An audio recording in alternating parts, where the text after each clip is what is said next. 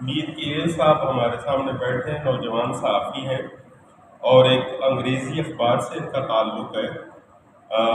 ظاہر ہے یہاں پریس کلب میں جو دوست بیٹھتے ہیں ایک غیر رسمی گفتگو ہے، مگر بہت اہم گفتگو اس لیے ہے کہ میں پچھلے دنوں پریس کلب میں داخل ہوا تو مجھے بڑی حیرت ہوئی کہ یہ لان میں بیٹھے ایک کتاب پڑھ رہے تھے جو مہاتما بدھ سے متعلق تھی، یعنی صدارتھ نام تھا۔ صدارتھ کتاب دیکھ کے میرا بہت دل خوش ہوا اور میں نے کہا کہ یار یہ بڑی اچھی رسم ہے کہ ہمارے پریس کلب میں ایسے دوست موجود ہیں جو نہ صرف اچھے صحافی ہیں بلکہ اس کے ساتھ ساتھ وہ علم و ادب سے بھی تعلق رکھتے ہیں۔ نام بھی بڑا خوبصورت ہے، میر کیریو، اور وہ میر تو ظاہر ہے ہمارے میرا ہو یا میر ہو، ہماری تاریخ ہی بھی اس میں میر بہت سارے جڑے ہوئے، تاریخ میں علم و ادب اور فلسفہ سے سندھ کی تاریخ سے بہت سارے میروں کا تعلق ہے، لیکن علم و ادب سے بھی بہت سارے میر، جن میں یہ ہمارے بھائی چھوٹے میر جو ہیں میر کیریو۔ بدھزم یا بدھ کو پڑھنے کا آپ کو کیسے خیال آیا یہ شوق؟ ایکچولی میرا اسٹارٹنگ سے ڈفرینٹ کمپریٹو ریلیجیس اسٹڈی ہے، اس کا میرا اچھا تو میں نے اسٹارٹنگ میں جینزم کو پڑھا، اس کے بعد میں نے ہندوازم کو بھی پڑھا سنبھا، تو اسلامک اسٹڈی بھی میں نے کی، تو پھر مجھے جیسے جیسے پڑھتا گیا تو سم تھنگ میں کھوجنا ہوئی، مجھے مزید شوق ہوا کہ دنیا میں جو بھی مذاہب ہیں، جو بھی عقائد ہیں، جو بھی اس فطرت سے ریلیٹڈ ریلیجنس ہے ان کو پڑھنا چاہیے۔ تو میں نے جو پڑھتا گیا تو بدھزم کے بارے میں مجھے مزید معلومات ملتی گئی۔ تو اسٹارٹنگ میں نے کی سدھارتھا سے، سدھارتھا ایک انگلش ناول ہے، ناول آپ ڈیفینیٹلی آپ ان سے واقف ہیں۔ تو اس میں جو میں نے پڑھنا شروع کیا تو یعنی ایک دن میں نے اسٹارٹنگ کی اور لیکن 4-5 دنوں میں نے وہ کنٹینیوسلی اتنا اس کو کنٹینیوسلی پڑھا کہ وہ اس میں دلچسپی دلچسپی ہو گئی۔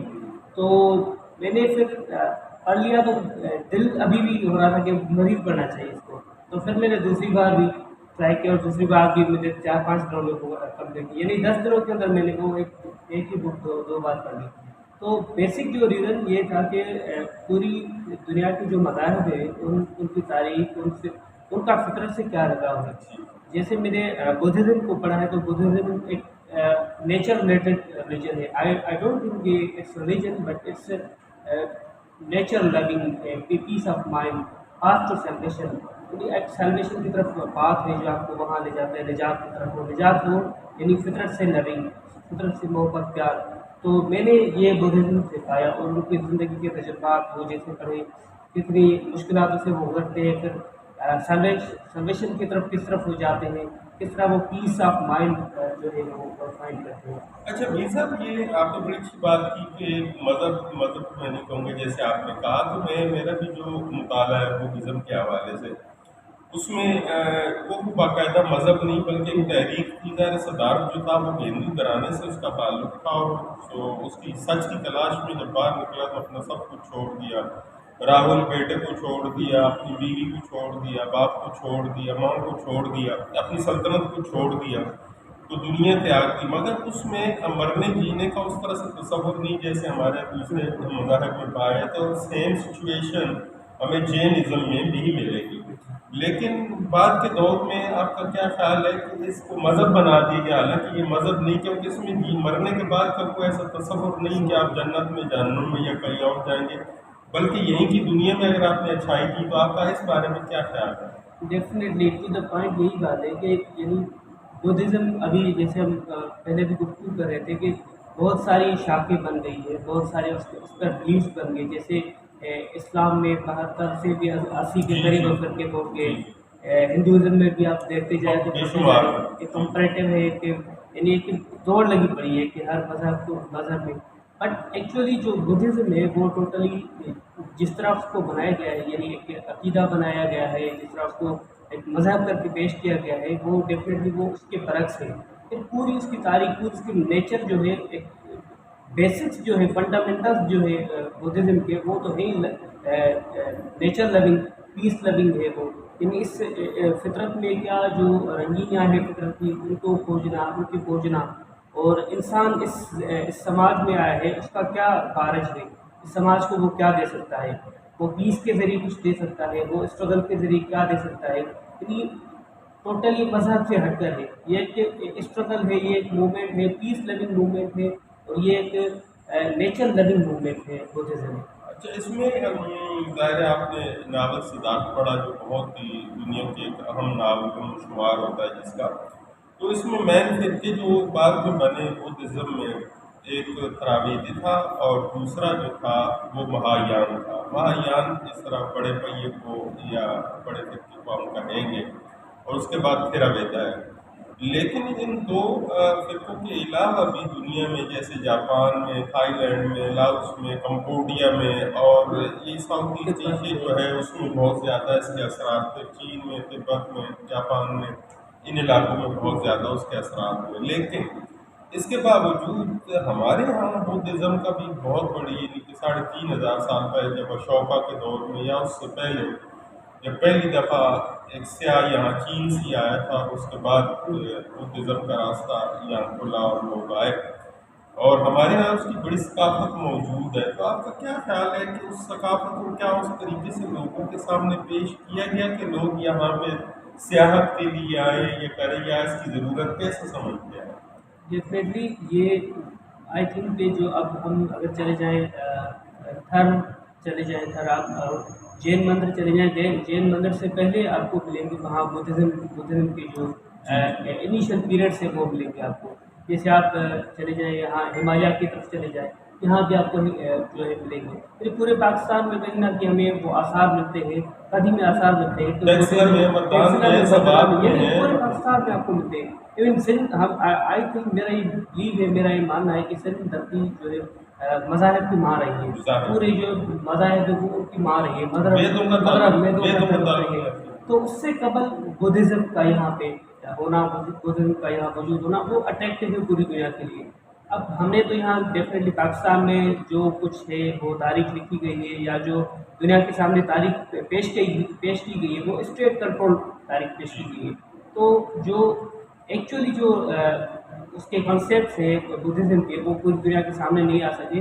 جیسے کہ اگر ہم پوری دنیا کو اٹریکٹ کریں کہ بدھزم کا یہاں بھی اثر رسوخ رہا ہے، اب دنیا آئے وہ جو ایریاز ہیں، وہ جو پلیسز ہیں ان کو وزٹ کرے، ان سے نہ صرف اسٹیٹ کا ریونیو جنریٹ ہوگا بلکہ پوری دنیا میں یہ میسج جائے گا کہ پاکستان، یعنی اگر ہم سندھ کو لے لیں تو سندھ دھرتی مذاہب کی ماں ہے، تو سندھ بھی ڈیفینیٹلی پاکستان کا حصہ ہے. تو اس پہ پوری جو فطرت کے مذاہب ہیں وہ موجود تھے، آج بھی ہیں.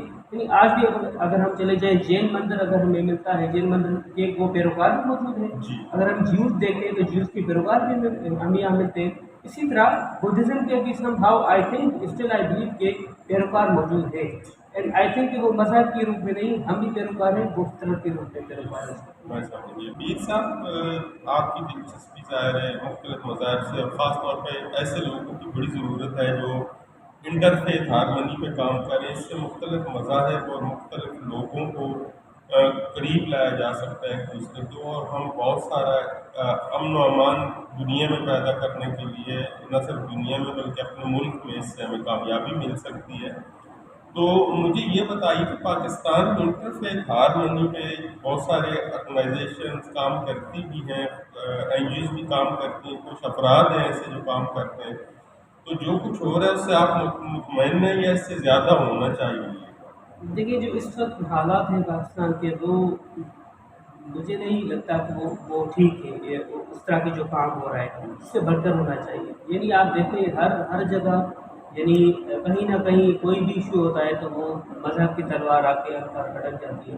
تو اس سے بڑھ کر یعنی پوری جو کمیونٹیز ہیں یہاں پر، اگر کراچی کا مثال لے لیں، کراچی میں کتنے مذاہب کے لوگ یہاں رہتے ہیں، ان سب کا آپس میں اگر ملنا جلنا ہوگا تو وہ اس سوسائٹی کے لیے ایک پیسفل میسیج ہوگا، ایک جو کنسٹرکٹیو اس کی تعمیر ہوگی. تعمیر ہوگی اس کی، تو اس تعمیر سے ترقی ہوگی، ترقی سے پوری دنیا میں جو میسیج ہوگا وہ پیسفل جائے گا. تو اس پر اس طرح سے کام نہیں ہو رہا جس طرح ہونا چاہیے. انٹرفیتھ ہارمنی پر جیسے ماضی میں ہم نے دیکھا یہاں ہرچند رائے تھے، جی ایم صاحب تھے، حیدر بخش جتوئی جیسے نام ہیں بڑے بڑے، یہاں ایون حشو کیول رحمانی یا اس طرح کے بڑے بڑے لوگ تھے، انہوں نے کام کیے ہیں کراچی کے لیے، ایون پورے سندھ کے لیے. تو وہ جو فنڈامنٹلس تھے، وہ جو بیسکس تھے، ان سے ہم ہٹ گئے. تو اس کی جگہ مذہبی انتہا پسندی لے لی، مذہبی انتہا پسند کی نے جب جگہ لے لی تو ڈیفینیٹلی ہر جو یہاں مائنارٹیز ہیں وہ دب کر رہ رہی ہے، وہ خوف میں مبتلا ہے. تو یہ ماحول پاکستان کے لیے کوئی سازگار نہیں ہے. اس طرح آج اس طرح کا جو اس کا میسج آ رہا ہے تو مزید کام ہونا چاہیے. اس پر ابھی جو ہو رہا ہے وہ تو بالکل بھی نہیں ہو رہا. اچھا، میں ایک آخری آپ سے سوال کرنا چاہتا ہوں کہ طویل ہے اس پہ، کبھی آپ سے اور بھی نشستیں ہوں گی اور ہونی چاہیے، اور دوستوں کو بھی اس میں انوالو کرنا چاہیے، ضرورت ہے اس کی آج کل کے دور میں. میں یہ کہنا چاہتا ہوں کہ ہمارے قریب ہی جو میوزیم موجود ہے سندھ کا، اس میں بھی بدھزم کی کیا وہ چیزیں اتنی اس طرح سے موجود ہیں کہ باہر سے آنے والی یا جینزم کے دوسرے مذاہب کی جو چیزیں ہیں وہ اس حد تک موجود ہیں کہ آنے والے دوست ان سے فائدہ اٹھا سکیں. وہ اگر کچھ ریسرچ کرنا چاہیں یا اس پہ بات کرنا چاہیں تو اس بارے میں کچھ آپ بتائیں گے؟ ڈیفینیٹلی کچھ چیزیں موجود ہیں. میں نے خود وزٹ کیا ہے، ریسنٹلی وزٹ کیا تھا.